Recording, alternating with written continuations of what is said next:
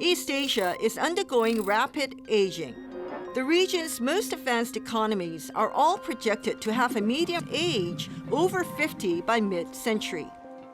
What kind of security landscape could emerge as a result? Will its traditional security challenges age as well?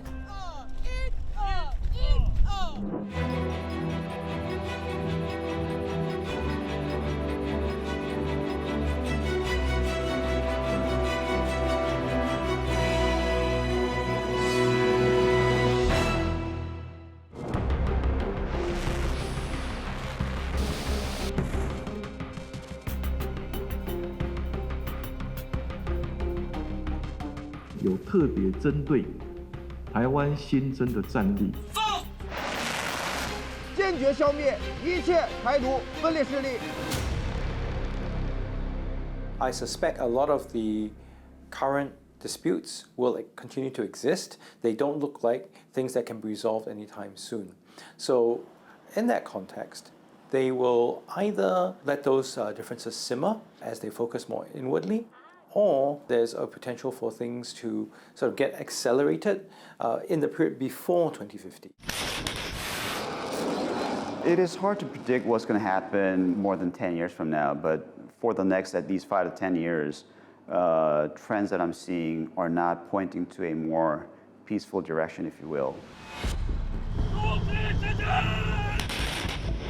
Against the backdrop of heightened great power rivalry, the Taiwan Strait and inter-Korean tensions have been two very active flashpoints in the region. China has stated that it will not give up the use of force to reunify with Taiwan. And just like China, Taiwan is facing a rapidly aging population. But unlike China, which has already made a lot of progress in its military modernization, Taiwan's progress has been hampered by its domestic politics. 人口变迁其实不会直接影响到台湾两岸的安全局势，它应该在这个特别在两岸的安全局势上面，一个最大的变数还是中共的领导层他们的侵略的意图跟相关的判断。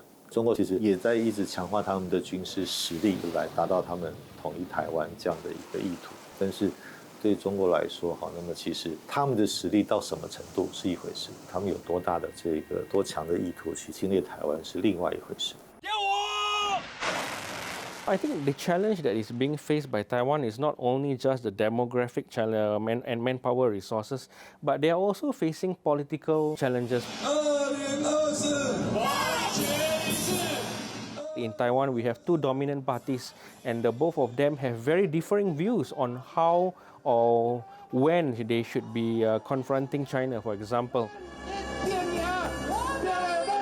One area that the two parties have very different views on is the island's draft system. Taiwan's draft has changed a lot over the years. It used to be 2 years, and then it was shortened to 1 year in 2008. And later it was cut to only 4 months in 2013 under President Ma Ying-jeou from the KMT, who was trying to warm things up with China. Critics say that really weakened the military.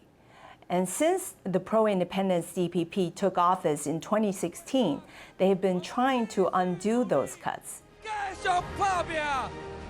So if you were to look at the current government that is in power in Taiwan today, there's still strong political support for military modernization. But what happens if the government were to shift to the other side in the near future?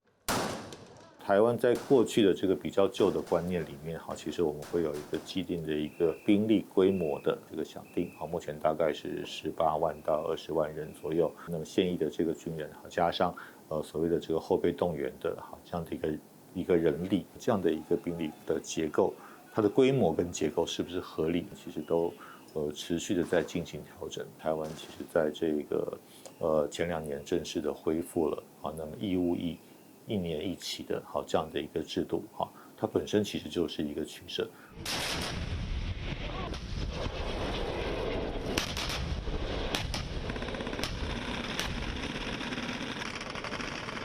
Taiwan is smaller, but parity is not the question. The question is, are they able to signal that they will impose significant costs should the PRC become aggressive? and to also assure the PRC that they will not impose those costs if the PRC doesn't become aggressive.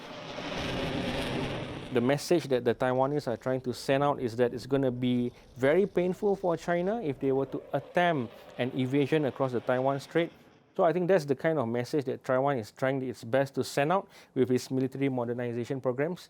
And I don't think they even want to approach a scenario whereby there is even a threat of an invasion taking place.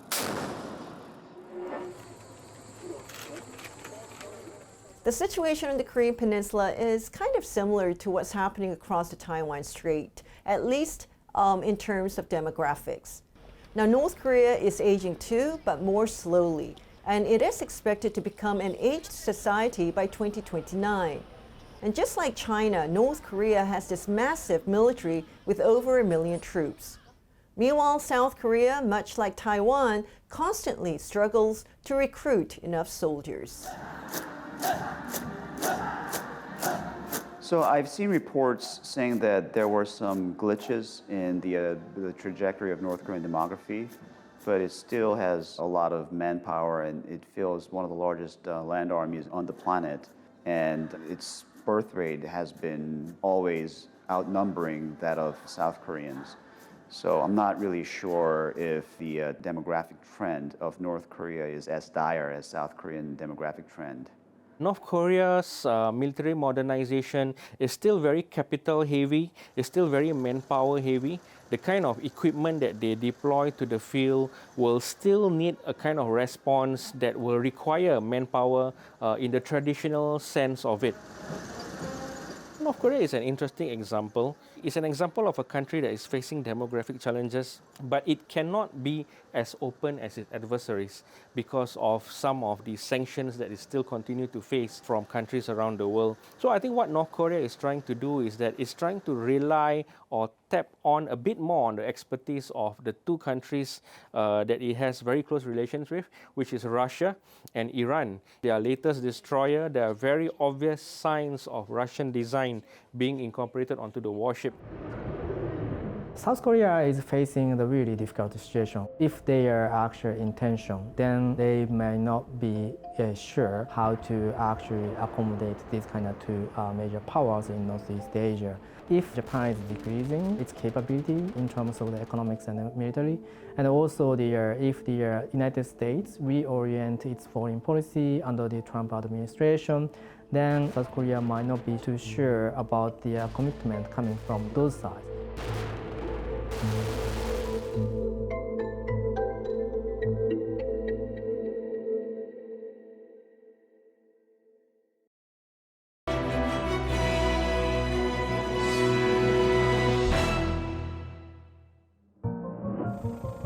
As East Asia's military powers prepare for a rapidly aging future, the region is undergoing notable shifts in security partnerships.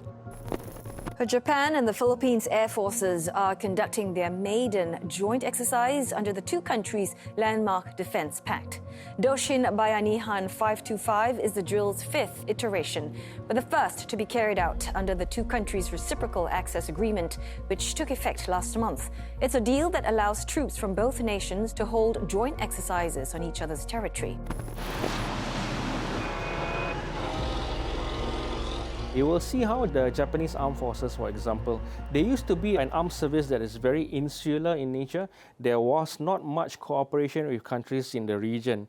But today you will see the Japanese reaching out to countries like the Philippines, Indonesia and Malaysia and offering help. So I think because of the demographic challenges that they are facing, Japan understands that they cannot do it alone. They will need to do this together with countries that are like-minded.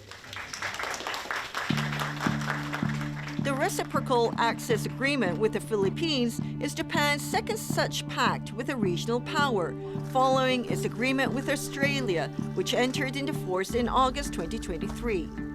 If you actually look at the statistics of the Japanese economies in the past 30 years or so, Japan has been struggling for the economic growth. This creates difficulty for Japanese government to allocate their budget appropriately into the many areas. Japan can do everything by itself. So to that end, Japan needs to actually have the strong partnership with the other countries or like the other kind of the foreign companies or like non-state actors so that they could actually collaborate with each other and then diversify their kind of economic risk too. Another interesting dynamic that you're seeing is the dynamic between Japan and South Korea. Now, as we know, the Japanese and the South Koreans have not always been the best of friends, especially after the end of the Second World War. But today, they are getting closer together in the kind of military exercises and military operations that are being conducted. The kind of exercises that are being conducted between the navies, for example, where they collaborate together on how to shoot down a missile at sea. Those kind of military exercises, I wouldn't have guessed that it would happen 10 years ago, for example. But because of the collective awareness that the East Asian region as a whole is facing a demographic challenge, I think countries realize that they will need to work together, increase interoperability between the armed forces so that they can fight as a cohesive fighting force in the face of challenges in the future.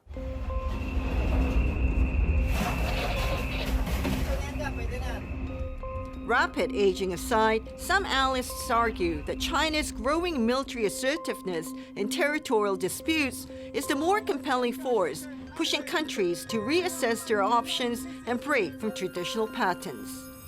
So, South Korea and Japan have a lot to cooperate on, and that are indirectly related demographic trends. For example, cooperation on the intelligence front, or technology cooperation, and so on and so forth. But I don't really see any fundamental reason why Tokyo and Seoul have to cooperate on the basis of their similar demographic structure. The demographic challenges complicate a lot of the existing difficulties, right? And so that complication, combined with a whole bunch of other things, putting states in positions where they have to consider whether they want to depart from more traditional positions.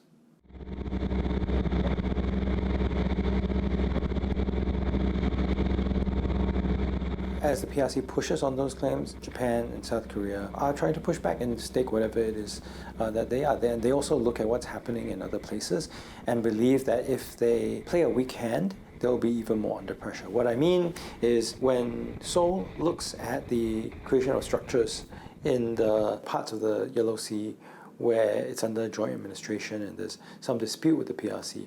Now, when they look at those structures, they think about the occupation and reclamation in the South China Sea that the Philippines, Vietnam, and so on faced. So they have become a lot more vocal early on. Similarly, with Japan, they too looking at what the PRC is doing in the disputed part of the East China Sea and believe that they need to play a stronger position. So you've certainly seen a lot more Japanese and South Korean interest in working with the Philippines, right? You can throw Australia in there too.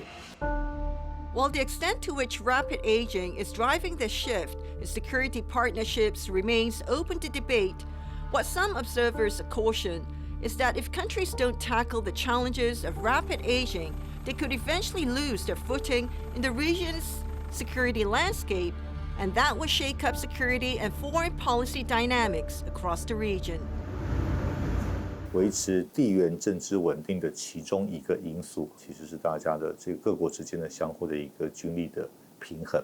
那么一旦这个军事实力其实有这个严重的失衡的话，那当然其实会对这个地方的这个区域的稳定其实产生新的变数。那当然我也需要去强调的其实是军事实力其实是一个这个维持地缘政治稳定的因素之一，但不是唯一的因素。Because Japan is considered to be the major power in the region, China obviously as the great power in the region, South Korea strong, and then also the North Korea too. This kind of the balance of power or configuration of the balance of power is going to change, and then maybe Japan is not going to be considered as the major power in Northeast Asia, so that China might actually get more assertive against Japan, and then South Korea may actually reorient its foreign policy toward Japan as well. We don't know, but then I think there's a possibility of change in the foreign policy, so that this affects the stability in Northeast Asia.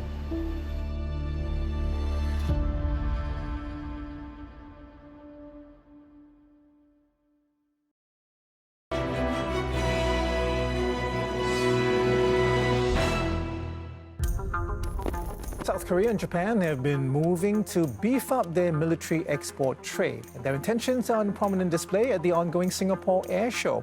Japan has secured a landmark deal to build warships for Australia in what would be Tokyo's most consequential defense sale since ending a military export ban in 2014.